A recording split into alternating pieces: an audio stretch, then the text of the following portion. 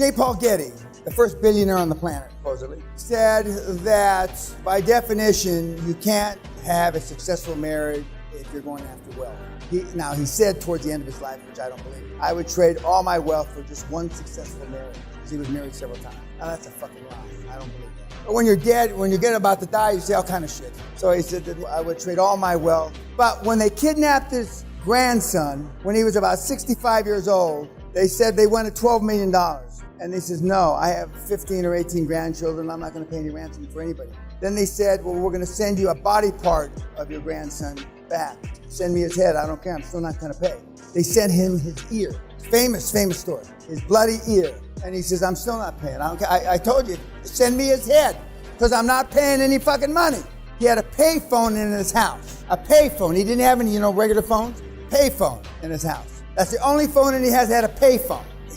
He was a hard old man. J. Paul Getty.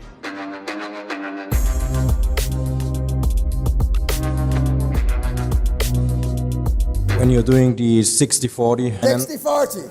Yeah, when you're doing that finance. No. It's not okay. It's a rollover equity. You're talking about the rollover equity where the doctors keep the 40. Yeah, but you go to the bank and you finance that 60%, right? Correct. In fact, the cute thing is when you're interviewing the banks, they'll tell you 80-20, 70-30. So then when you go with a 60-40 deal, they go, fuck, this is well within our parameters. And you got them hooked, legally. Let's assume they say cash flow only has to cover that 60, or which part of the cash flow, 100% or that 60% of the cash flow has to cover that 60%? No. Okay. The 100% of the cash flow has to cover the 60% of the debt service, which is a slam dunk, even for you meatheads. For Stain, what even makes it better is, unless the deal is really, really rancid, ugly fucking deal, the 100% of the cash flow will always cover the 60% of the debt service. You gotta really get a raunchy deal. Do you understand me? You gotta get a really raunchy deal for it not to cover. Everybody for Stain raunchy, ugly. I'm gonna describe it a different way. I think you're saying the right thing. But no, you're not leaving it. You're not buying it from him. Yes.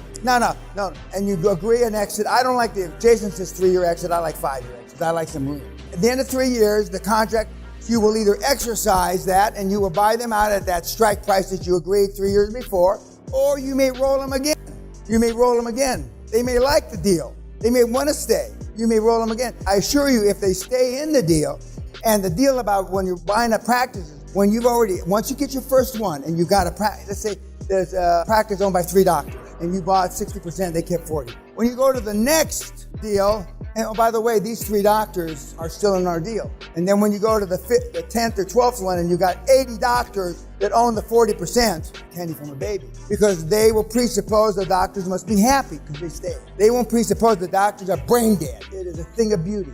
And back in the day, the Onassis people used to buy ships this way. They'd buy 60%, finance it. The old ship owners would keep 40%. It's like a pinball machine that you pull back and it was registering wins all the way around. So everybody get that. I mean, it's beautiful. And virtually nobody, even the meatheads on fucking YouTube, because they don't understand because they're retarded, will compete with it. I mean, nobody. You heard, who was it that was talking about the 19-year-old? No, Andreas. Andreas says a 19-year-old kid, he's mentoring, got a dream team board, PwC, and he's doing roll-ups, 19. And in Germany, education's a big, Andreas repeated it at least 3 times. No education. Then he said 0 education. And all the letters after his name, hair professor, doctor, that bullshit. But I got a younger, 13. I didn't even know how to jack off at 13. I was a late bloomer. 13!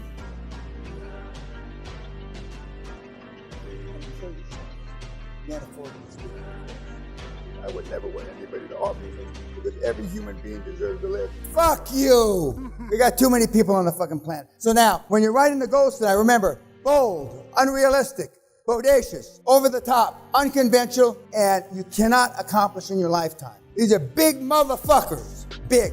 Because you will never achieve or overachieve your highest expectations. Now, when I set the goal of this place, but I didn't know I shouldn't have been here. Nobody told me. Nobody told me a million things that had happened. And as an aside, when we started looking at castles on islands, you may see James Highlander with, Sean Connery, but that Highlander castle that they do that movie on is a fucking collapsed tip that they fixed up, for the movies. Then I wanted a moat. The only thing that could have made this fucking purchase worse is if I had a motherfucking moat. That means, water around. Boy, none of the engineers told me what it meant to have a fucking moat around the castle. Nobody. I would have been suing those cocksuckers for malpractice because all moats are sinking, or all castles with moats around are sinking by definition and leaking. And the basement, the bottom floors are all fucking water. Nobody told me that. By the grace of Allah, I didn't buy one with a fucking moat. I've been really triple fucked. Most of my neighbors, the ceilings are falling in. The wallpaper on the walls are falling off.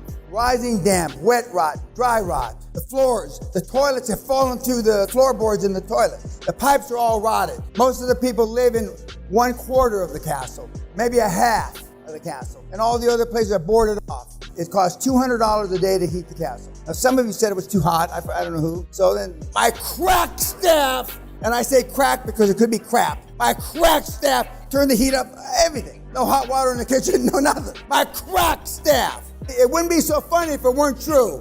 Okay, big time goals. Big time goals. As soon as humanly possible. No time frame. Now, I went public on my 39th birthday because in my other goals, I said I have to be super rich before I'm 40.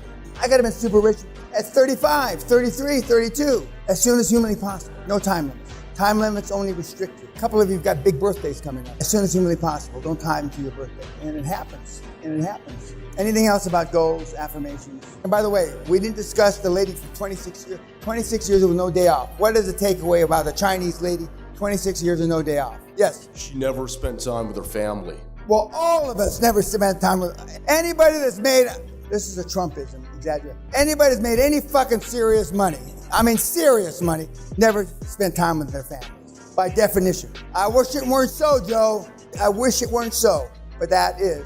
J. Paul Getty, the first billionaire on the planet, supposedly, said that by definition, you can't have a successful marriage if you're going after wealth.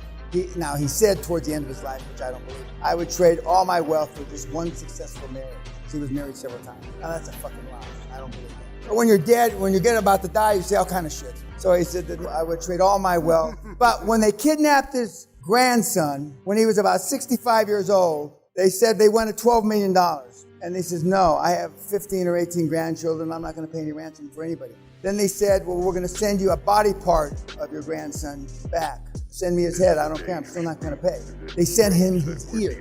Famous story. His bloody ear. And he says, I'm still not paying. I don't care. I told you, send me his head because I'm not paying any fucking money. He had a pay phone in his house. A pay phone. He didn't have any, regular phones. Pay phone in his house. That's the only phone that he has had a pay phone. He was a hard old man. J. Paul Getty. He helped bring in the oil of Saudi Arabia. He helped discover it. When I say you can just throw a spear in, this is much of an exaggeration. Just throw a fucking spear in the world. But and at that time, oil was $1 or $2 a barrel, $3 a barrel. They had no means of transportation back in the 40s, no pipelines. So he invented the super tanker that could take 1, 2, 3 million barrels from Saudi. And coincidentally, the super tanker is just wide enough to get to the canal. Pardon? No. The Suez Canal? Yeah, Suez Canal. Send him his ear. I used to have one of the lawyers. They said he was the cheapest white man that was ever born. And I said, you haven't been to Yorkshire. You haven't been to Yorkshire. When Sally and I went to a funeral in her family, nice people, one of her uncles spent most of the time sitting in our car because he always wanted to be a limo driver. Anything else about the lady? Yes, sir, in the back. Diversify. Don't diversify. Don't diversify. Now, you've been taught to diversify to limit your risk, right? No. The big rich guys make the big bet. They make the big bets, and they live or die with it. If oil had not come back from $6 a barrel, what the banks would have done to me, it would have transcended bankruptcy. Whatever is beyond bankruptcy and hell, that's where I would have been. Because I just kept borrowing, buying, $41 a barrel to $6. But it didn't happen that way. But I made the big bet. I was positive that I was right. I'm mistaken. But I was. All the lawyers, they can't tell me, no, Dan, you're going to be bust. You're going to be boost. You're going to lose everything. You're going to lose everything. Just kept on pouring money, borrowing money, drawing all my lines of credit down, all my cash. Just keep buying. Keep buying until I tell you no. And I remember popping from $6 to $12 a barrel. They said I passed out. I don't remember that part. They said I collapsed on the trading floor. I don't remember that at all. And then it was 18. Then it was 22. Motherfucker, I did it. Then it was 30 again. God damn, you're a fucking genius. I remember that part. I don't remember collapsing though. But they've got no reason to lie to me about that. They said all of a sudden, we were all standing there and all of a sudden you weren't there. And then we looked on the ground and you were there. I think that's a bullshit lie. Affirmations are really important, kids. Like sex, it's all coming down to the end. Okay, I'll see you later tonight.